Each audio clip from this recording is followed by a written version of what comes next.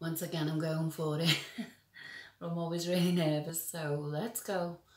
Um, Update. I have decided um, to become a vlogger and a blogger. Lisa Rogue One Jedi.com blogs. Yesterday, my Twitter account was suspended, so I don't know where I'm at with that. I've been 7 years on there. And the last time it was suspended was in 2018, and the police came after me immediately. As soon as my Twitter account went down, they came for me with a vengeance and tortured me, abused me, violated me, naked, gang chanted at me. So, protection. Things are going really well, to be truthful with you. I'm maxed out on Facebook, which I'm very grateful for. Like, when that happened in 2018, it was like, and they knew it, and that's why they came for me, and they did what they did, because they thought they could get away with it. And they're not going to get away with it. They think they got away with it. No, they didn't. And they're never going to get away with it. And now I fight for everyone in the world against police brutality. And if you look at the world, people, if you look at all the protests in the world, the police are murdering people and torturing people and abusing people under an oath of swear to protect. Well, I swear to fucking bring you justice. So, swearing. But there you go.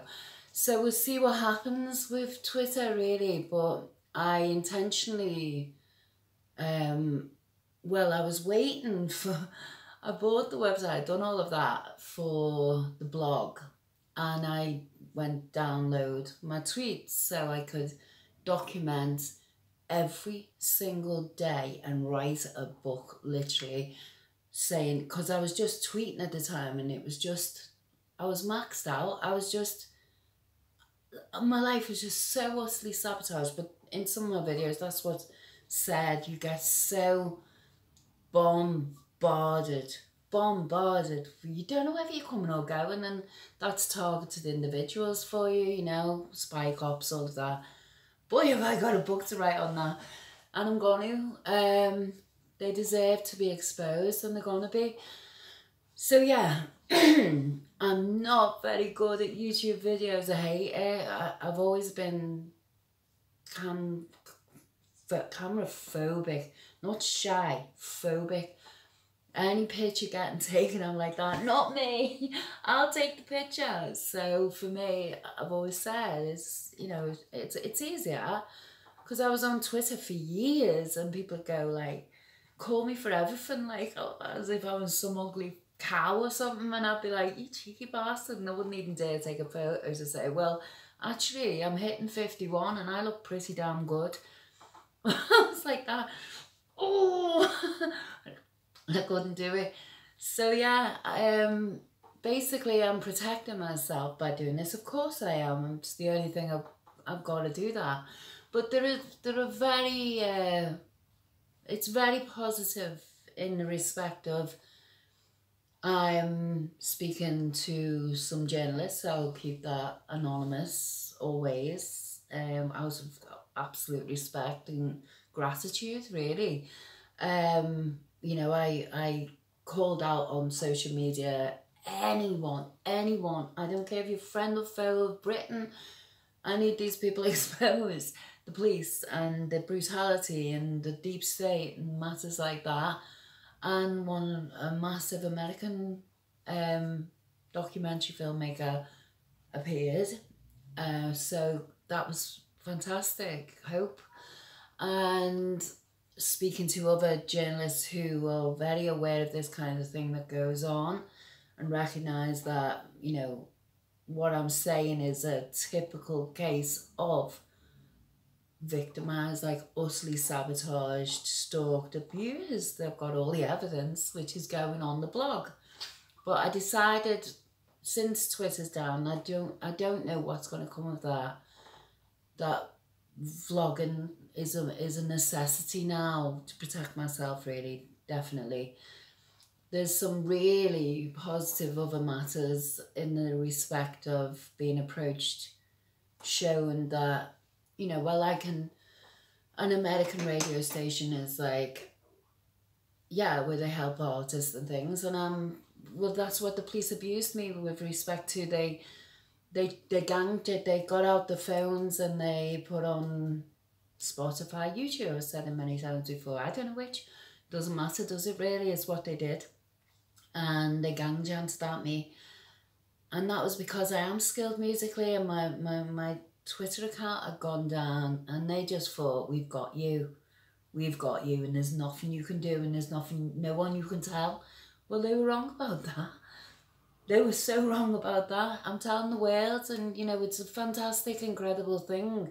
And I'm so utterly grateful that, you know, I've reached 1 million people a day and 10 million in 28 days. And okay, that's not usual. But this month on Twitter, was reaching almost 700,000 in 28 days globally. You know, my tweets, never mind my double the followers on Facebook, which I'm so grateful for too, reaches entirely across the world, entirely across the entire planet. So that's a wonderful thing, you know, and I think, you know, I'm full of gratitude for that. My ability to translate languages, obviously I had an international company, and of course I had to communicate with all people, and that's a great plus. But the ultimate plus is, you know, there was a second approach towards global radio, and that related to my being enlightened. And I'm not going to back away from that. I'm a master in Buddhism. I don't practice because I'm a rogue one. If I was practicing, I couldn't protest. I'd have to surrender it and all of this. I'm not going to do that. That was a purposeful decision I made. But to see the link to that, and I can't explain it, but it was massive. So that's another option for me to go, you know, and I never really considered that. Neighbours, but they're cool. Yeah, I've been through living, burning hell. So this is my intro, really, because Twitter went down, and I can't, possibly I'll never ever be able to download my tweets now, which are massive books in themselves of the content, because, you know, we're on the 9th of December. On the 11th of the 12/12, I had a massive spiritual awakening, David Icke, along them lines. And it changed my entire life, but so did the police mess me up, you know. I've never had a break from that, really. It was called, well, I'm just joined a group on Facebook, and it's a 5D life, and I'm like, I love this. These people know what I'm talking about. So yeah, that's pretty cool, because no one in Britain, in America they understand these things, but in Britain they really don't. You know, they think David Icke's a crackpot, and they can think I'm a fucking crackpot if they want. I know who's stupid, you know. So that's all very positive.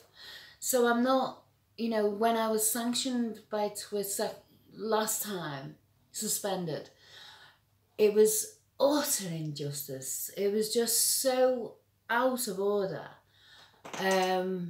I was mortified, utterly, and I love Twitter. I'm not going to tell you any different. I love Twitter. It's my playground, it's my freedom, and, you know, if I overstepped the mark on being absolutely outright, tell you straight and talk straight and speak the truth, maybe sometimes I can go a bit, oi you, and I do, yeah, because I just feel that way. That's my showing my emotions and my feelings towards what is truly wrong and unjust. So yeah, if I've done any wrong, I'll be judged, won't I? And I'll get my karma, I suppose, and I can accept that this time. It would be slightly sad because I've been 7 years. I know I'm well liked, you know, I've got a lot of support out there, but it's not how it doesn't feel the same as last time. So going on to vlogging and blogging, I think it's the time is now. The time has always been now, but the time has never been more now. So just want to say thank you. Hello to Bloggers World, Vloggers World, because I'm going to be, this is my new world. So what is it? Hang on. Trademark. Live long and prosper. And if you can't do that, resist. Thank you. Over and out.